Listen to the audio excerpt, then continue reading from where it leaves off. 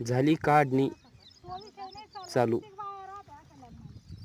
पावसाचं वातावरण आहे खूप, पण काढणीला आलेलं पीक हे तर काढावंच लागतं ना.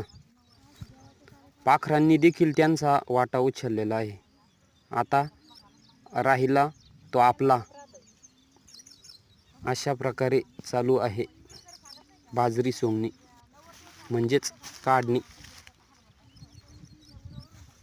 ही उन्हाळ बाजरी आहे आणि हिची लागवड ही उशिरा झाली होती आणि ह्या वर्षी बेमोसमी पावसाचं आगमन लवकर झालं.